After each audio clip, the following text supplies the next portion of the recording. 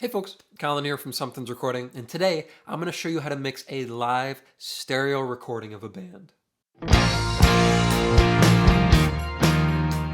We're going to be walking through mixing a live recording of a band today, and we're going to be walking through the challenges here, going over the challenges of mixing just a stereo recording of a live band here. So this is actually just taken from video, so there's no mic or anything, there's no professional mic, it's just a video of the band performing, and we're going to talk about the challenges of mixing just a video like this here. But before we dive in, if you're ready to go a little bit deeper into the mixing process and really start to hone your workflow as an audio engineer, then I have just the thing for you.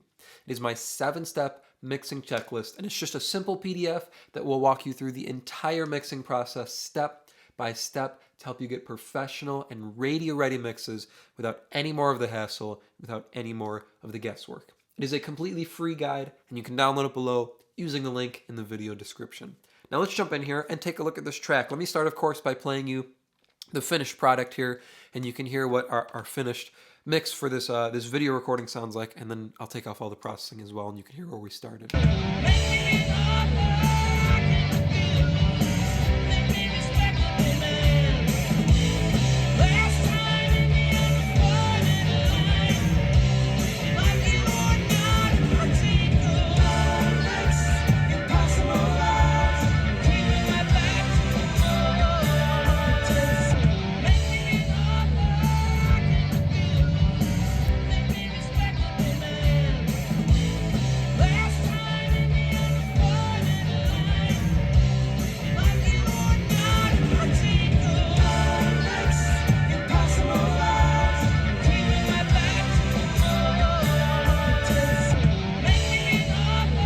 You can see we're not doing that much work here processing wise, just a couple EQs and then running into my mix bus processing, but it takes this stereo recording, this video recording, from being kind of dull and kind of lifeless sounding, pretty flat.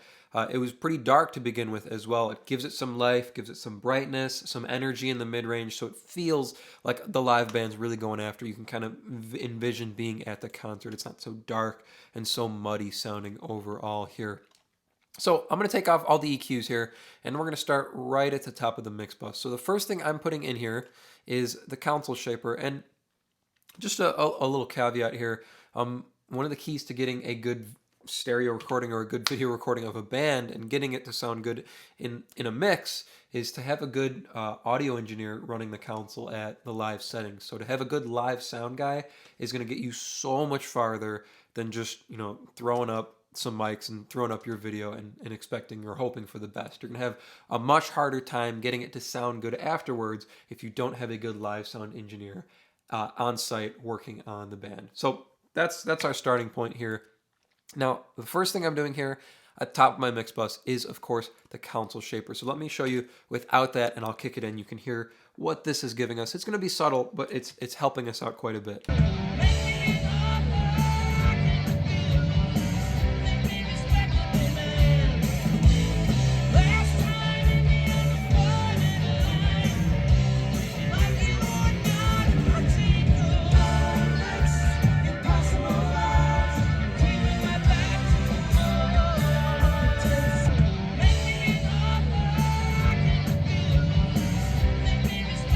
So I'm not pushing very, very hard into the console shaper. I'm really not pushing into it hard at all. I'm all the way down at 0 on the drive. No noise, no crosstalk, but it's giving me that extra element of depth, which really helps with just the audio recording of a band like this. Getting that depth kind of helps you close your eyes and you can picture the whole band playing. You can kind of see the band performing on the stage. So getting that extra depth from some console emulation is very, very helpful in a recording like this. It also gives us some warmth in the bottom end, which is nice, and we're going to get some more of that here down the road as well.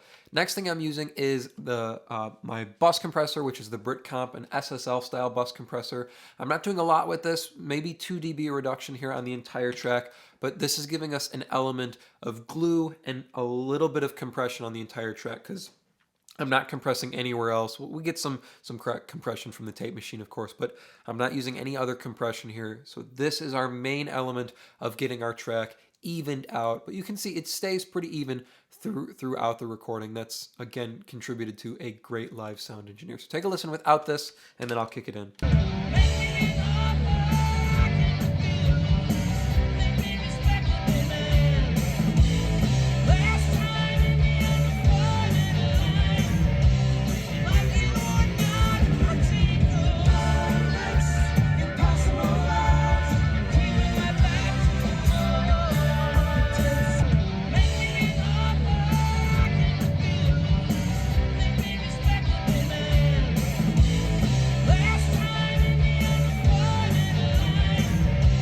I'm running this very gently, so 2-to-1 ratio, slowest attack, fastest release. So 30 millisecond attack, 100 millisecond release, so our slowest attack and fastest release. We don't want to grab any of these transients too hard and start to squash this track, because you got to bear in mind, it's everything. Everything's going here. We're compressing everything. And then the release, I want the compressor to let go as fast as possible, so we're not holding on. We're not clamping down on anything, and we're not holding on to anything too tightly. Just, you know, kind of grabbing these peaks as they come by, but not squashing the transients, and then letting go and breathing with the track here. The threshold, I never touch on this. It's set at negative 1.6, just doing that 2 to 3 dB reduction on these bigger peaks here. And it adds some fatness in the bottom end as well, which is the nice thing about the Britcomp here, the SSL style bus compressors. You get that analog vibe. Now, last but not least here is the tape machine from Softtube. This always takes a second to open up the first time I pull it up. There it is. So this is the tape machine from Softtube. I run this pretty much default setting, so 5.1 on the amount. I use it on the B setting because this gives me more oomph in the bottom end, and then I'm running it on the highest tape speed, so 30 inches per second, 30 IPS here. Take a listen without this, and then I'll kick it in. You're going to hear how it really helps the bottom end. So it's going to solidify our kick drum and our bass relationship to our kick drum as well here. So without, and then with.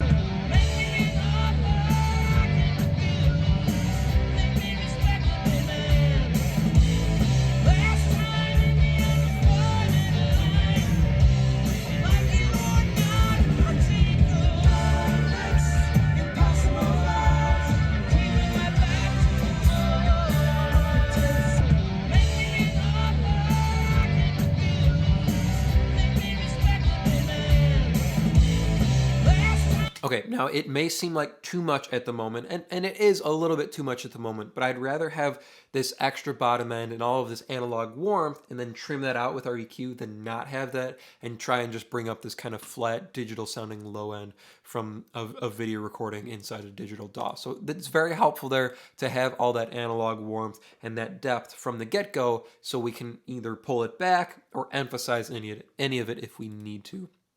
So first EQ here, you can see the main bulk of the work is bringing up mid-range and a little bit of top end as well. We have all that bottom end that we need. Now it's about matching it and balancing it against our mid-range and our top end here. So let me pull out all of our moves here, and we'll work through them one by one. Our last EQ is actually just a ringing frequency, so let me throw that in from the get-go here. You can kind of hear what that's doing if I A-B this guy here for you.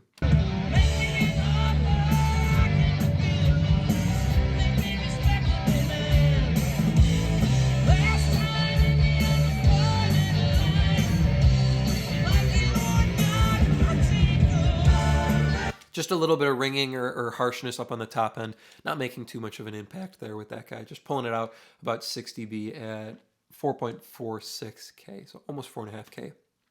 Now, first move we're making here is the high pass filter, and I've got it rolled up to about 60 hertz. We're at 56.4 hertz, and this is taming our bottom end, mostly our sub area, so we can get it set where we need to balance, oh, touching my microphone there, balance with the rest of the frequency range. So listen without and then with the high pass.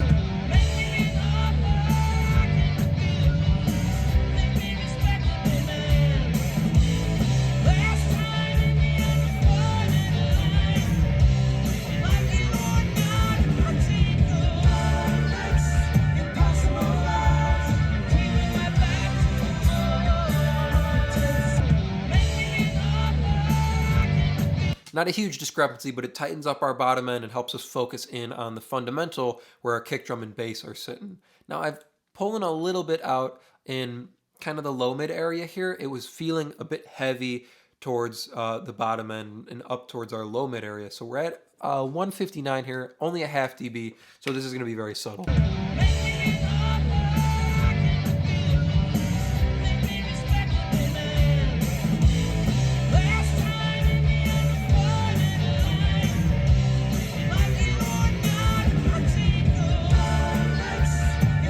All we're doing there is reducing some of the heaviness in the low mid area of our bass guitar. It was getting kind of that headache frequency right below 200, so just pulling a half dB out helps relax our bass low mid into the track a little bit better. Now, next move we're making here is we're bringing up some of the low mid, some of the mid-range information here around 400 hertz. We're lacking quite a bit in the mid-range and the top end on this track, which makes it feel dark and kind of dull. So adding some of this in is going to help fill out our frequency spectrum here. So I'm adding about 3 dB at 400 hertz. Listen to how this kind of brings out the mid-range.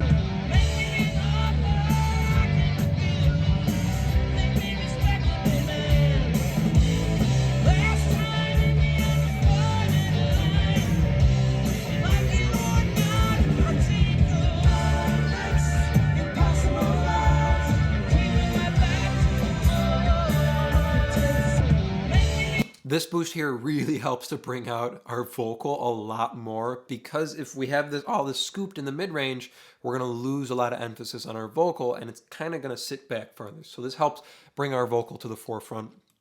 Same kind of move here. We're at almost 1K, 995 hertz, bringing in about 2 more dB. This is again to balance our mid-range and bring up what we have scooped out here in the mid-range.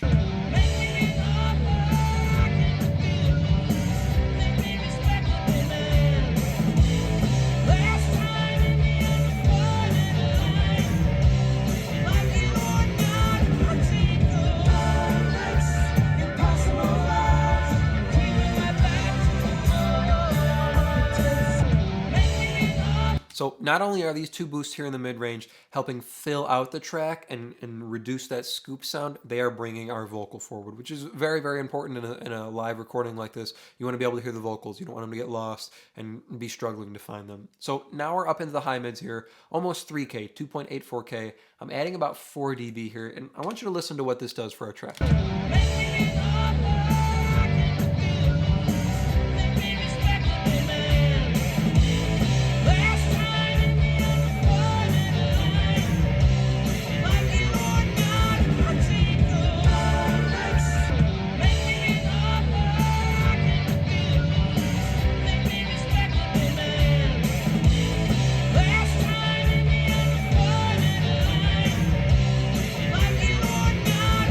Have to watch this range a little bit because it's easy to get harsh here with everything going at once, but we're bringing up that high mid area of our vocal, which is what you'll hear start to get harsh if you go too far with it, but we're also bringing up that high mid cut on our snare drum as well as our guitars. So you can hear our guitars get a little bit more meaner sounding, that you get that distortion, that breakup on the top end, and then you hear it on our snare drum, you get that extra crack as well.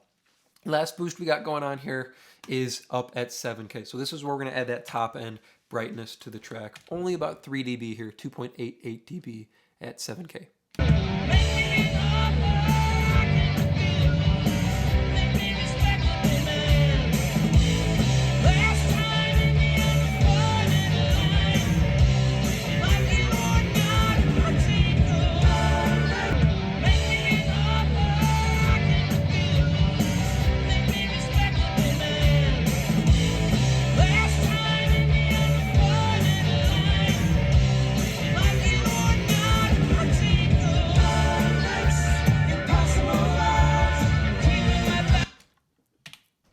We're touching a little bit of everything here with this high boost. We're really bringing out the drums here, so you can hear the top end on the drums, the top end on the snare drum, top end on the kick drum, especially on the cymbals. It really brings the hi-hat to life. But we also bring up some brightness, some air on our vocals, as well as kind of that fuzz frequency range on our guitars. So it really brightens up our whole track overall here. So let's do one more time here. AB on our EQs and our mix bus processing. You can hear our complete before and after on this track.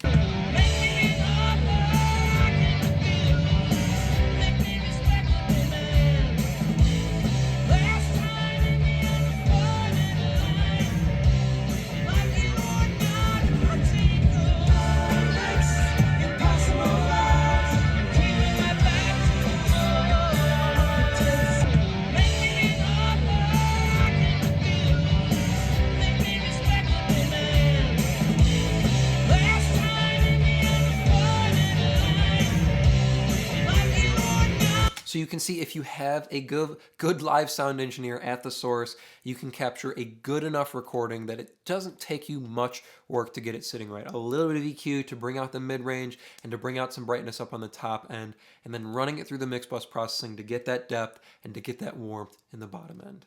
I hope that was helpful for you. As I mentioned at the beginning of the video, if you're ready to take your mixes to the next level and really start dialing in your workflow as an audio engineer, then I have just the tool for you, and it is completely free. It is my 7-step mixing checklist, and you can download it below to start creating more professional mixes in less time. Thank you so much for watching, and I will see you in the next video.